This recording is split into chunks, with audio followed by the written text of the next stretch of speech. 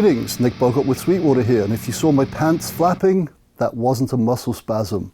That was low-end oomph from this. Now here at Sweetwater, we take great pride in offering you fine folk the best of the best. So it is with pleasure and excitement that we present to you the latest addition into our world-class amp fold, the world-renowned Diezel range. And we're looking here today at the VH4, their flagship, the amp that started it all. Everyone loved this amp because of its articulate high gain, but more importantly, its wide but tight low end, especially from channel 3. And in fact, channel 3 was the one I played in with. I was using the signature Tony Iommi Epiphone, tuned to drop B, and as you could hear, a lot of gain, but you could hear all the notes, and more importantly, that low end, while being really fat and wide and giving lots of oomph, remained tight and clear. Boasting 24 knobs, 2 switches and 8 buttons, not including the power and standby switch. This has a lot going on. In fact, if the front panel of an amp is its forehead, this bad boy is Frankenstein, just like the picture behind it, because its forehead is huge. This tube-driven weapon of destruction is hand-built in Germany and boasts 7 12AX7 tubes in the front end and a quartet of KT77s in its power stage. Another thing worth noting is this.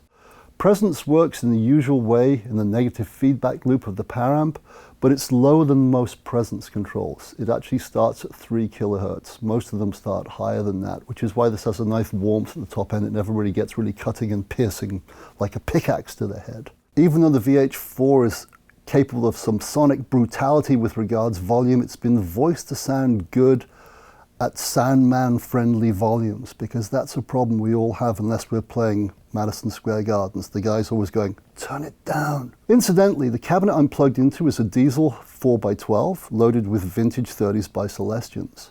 It's front-loaded and sealed. Can you say focused brutality? Lastly, before I play, you'll be glad to hear, there's a reason why there are 8 guitars here. They've all got different sounds, they've got different pickups, and they're tuned differently, and I want to show you the versatility of this amp by abusing all 8 of them. So let's go. Right, thanks to digital magic, I'm now armed with a Strat. I'm on the rear pickup, the single coil. Let's listen to channel 1 at 12 o'clock.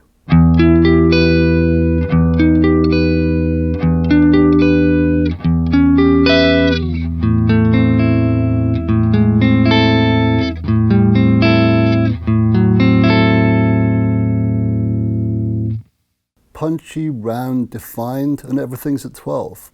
Now I'm going to put the bright switch in to give it a bit more cut and play another little lick.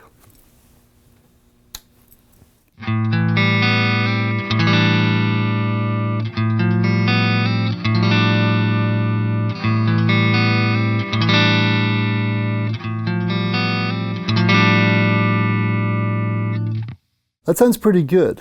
But to hide some of the klutziness of my playing, I'd like to add chorus and compression. And this is where the VH4 gets really smart. In addition to the parallel effects loop, it has 4 inserts that are switchable, and 1 is dedicated to each of the 4 channels. So there's an insert dedicated to channel 1. So what I'm going to do is put chorus and compression into that insert, and then I can switch it in and out and leave the pedals on.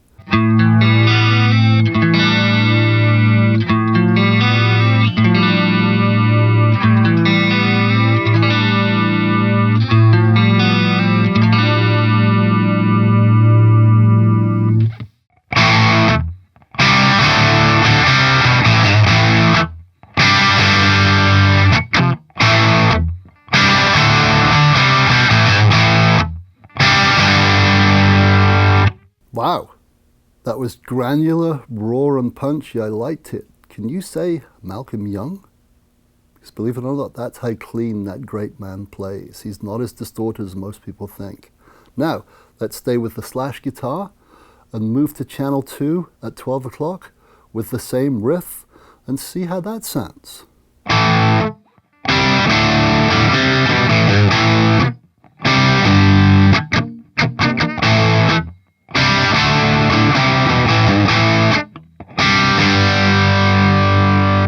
Can you say Malcolm Young squared? That was nice and open and raw. Now let's dial in channel 2 a little bit, but leave the gain where it is at 12 o'clock.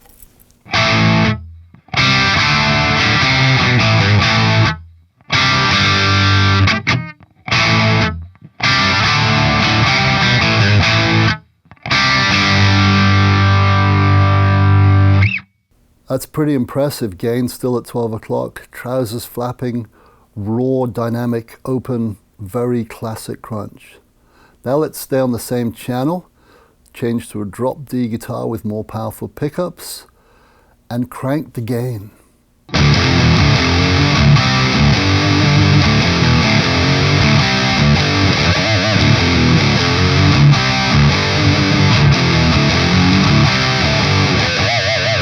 Not shabby. Now let's take the same riff and the same guitar to channel 3 at 12 o'clock and see what happens.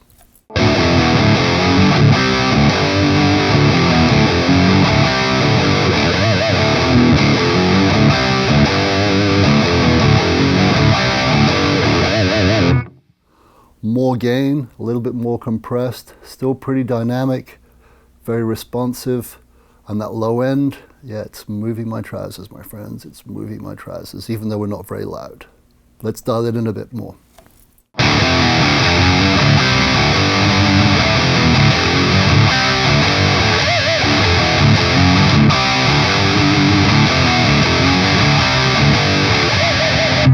Do I need to say anything?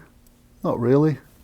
The proof of the pudding here is in the hearing, and as you can hear, it's articulate, high gain, with a nice wide but tight low end, if that's not an oxymoron. Channel 3 is also good for 80s metal. So let's change guitars and do some of that fine stuff to see what it sounds like.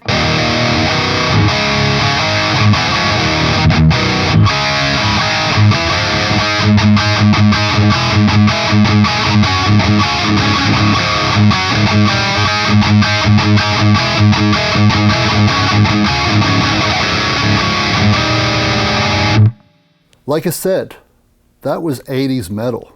Where's the hairspray? Where's the spandex? Oh, hold on, you need hair for hairspray, so let's ignore that. But let's keep the same guitar, same riff, and move to channel 2 to hear that open sound with the same kind of 80s riff folder.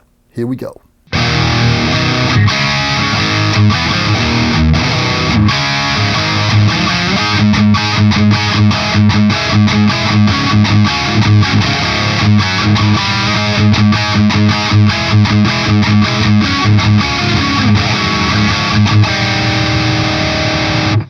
Two very different but cool sounds.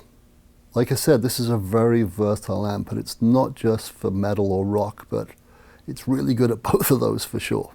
Right, once again, digital magic. I'm back here with the Hetfield. It's not drop D anymore. I've tuned the E back up to E.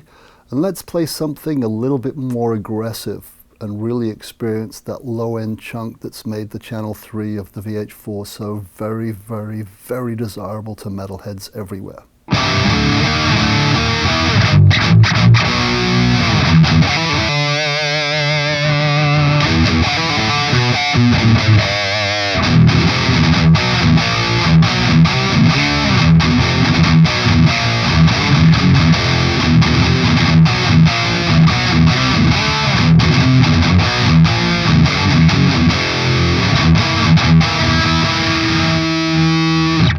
One of the main reasons channel 3 of the VH4 is held in such high regard by the heavy metal community is its uncanny ability to produce a wide yet tight low end in detuned, baritone, or even 7-string guitars. To illustrate that point, I'm going to play the same riff over again, but this time on a Tony Iommi Epiphone tuned down to C sharp, as opposed to concert, which this one is tuned in at present. So that's lower.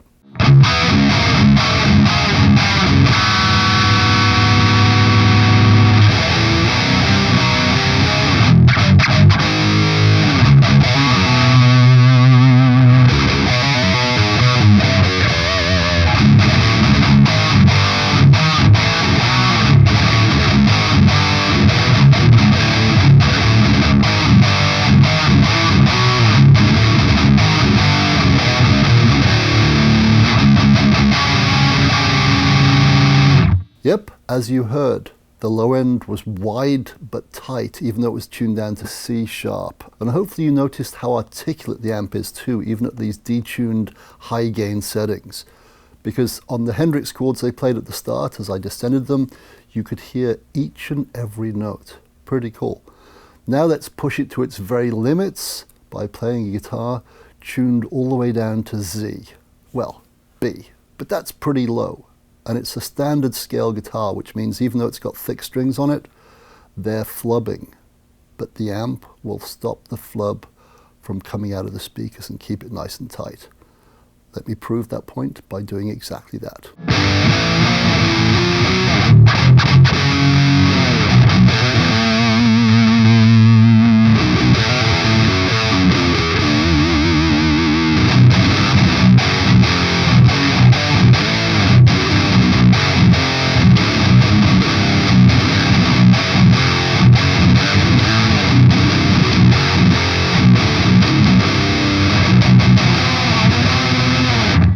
I rest my case, Your Honor.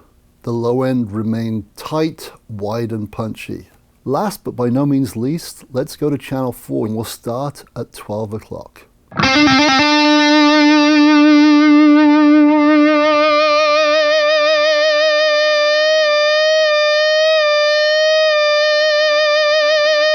I've switched to an Adrian Smith Jackson tuned to E flat. I've got a smidgen of Echoplex delay, which I've put in the switchable parallel effects loop in the VH4 just to cover up some of the blemishes in my playing.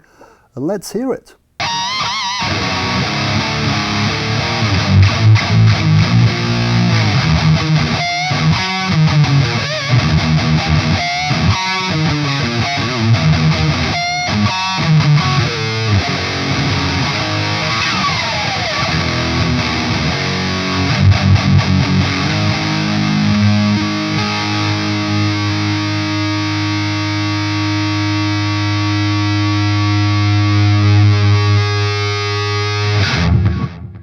Wow, that was fun. And as you heard, even though there's lots of gain and some pretty clunky playing, the notes remained articulate. There was no fuzzing out or umphing out. The low end was clear, the low end was loud, but the low end had punch and it was tight. If you'd like to find out more about this great German amp, the VH4, or the other Diezel products that Sweetwater is proud to present to you, please go to the website, or better still, call your sales engineer and he or she will walk you through everything in detail. I'm going to get out of here, and to do so, I'm going to turn the amp down so it's studio or small club friendly. I'm going to stay on channel 4. I'm going to kick some delay in just to hide my hopeless playing and finish with something that's decidedly unmetal. I'm going to use lots of sustain, and please ignore the awful note choice. Listen to the tone and the sustain and the little bits of desired feedback that happen. This has been a fun video. This is a fun amp. I'm signing out. See ya!